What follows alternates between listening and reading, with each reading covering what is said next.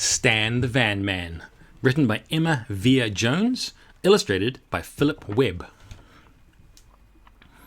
"I'm in a pickle!" shouted Miss Mickle, the boss of the post office store. "My van driver Bob has walked off the job. He won't drive the van anymore. The parcel pile's growing. My sack's overflowing.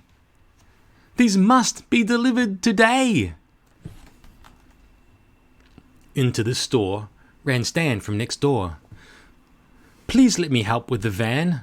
I don't like to say no. I'll give it a go. I'll be your van man if I can." Stan looked at the floor. "There is one thing more. A secret I think you should know."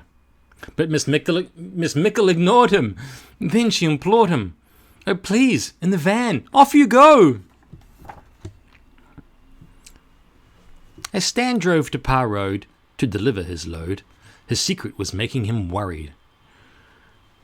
But he put it aside when a little boy cried, "I'm stuck in a tree! Hurry, hurry!" Stan couldn't say no, so he gave it a go. "I'll help you get down if I can." He shot up the tree and set the boy free, and then hurried back to his van. Soon after that, Stan helped a lost cat, then a man in a broken down car. "I don't like to say no. I'll give you a tow. Tell me, do you have to go far?" It was now after 1. Many favours he'd done, but the parcels he had not delivered. Stan's secret, you see, was that he could not read. He looked at the parcels and quivered. "The names are perplexing. The addresses are vexing," said Stan, who was shaking with fright. "It's all a big mess. I'll just have to guess and hope I get some of them right." Old Mrs. Vine, at 79, got knee pads, a skateboard, and a hat, while little Guy Yee, at 93B, got 2 squeaky toys for a cat. Mr. McDrew, in house 82, was puzzled to get a pink horse, while short-sighted Miss Brock, expecting sunblock, applied a thick layer of sauce. Yuck. Miss Trinity Tate, flat 128, opened a book about ants, while Professor John Moore, whose house was next door, was astonished to get ladies' pants. From behind different doors came squeals and roars. People griped and grumbled and growled. To the post office they rushed, their faces all flushed. "Get rid of that van man," they howled. Miss Mickle, the boss, was exceedingly cross. "What have you done, Stan?" she cried. Stan's face went bright red, and he lowered his head. "I've not learned to read," he replied.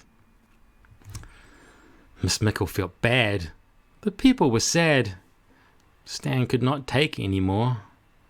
"Here's the van key. This job's not for me." And he turned to walk out the door. But Guy shouted, "No, I don't want you to go." Mrs. Vine and the others agreed. "Let's all help Stan, our helpful van man. Why don't we teach him to read?" Miss Mickle said, "Yes, we can sort out this mess.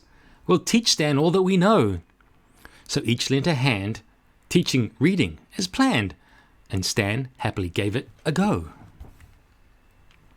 At 93B and 73, in Miss Mickle's post office store, with Mr. McDrew in house 82, at the desk of Professor John Moore.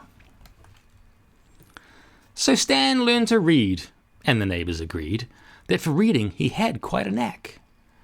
But the parcels he muddled the day he got fuddled were, strangely, never swapped back. And that is how Stan became the van man. He delivers the parcels with speed. He helps with his van all the folk that he can, and later he goes home to read. And read, and read, and read, and read, and read. And I don't blame him, because reading's awesome. The end.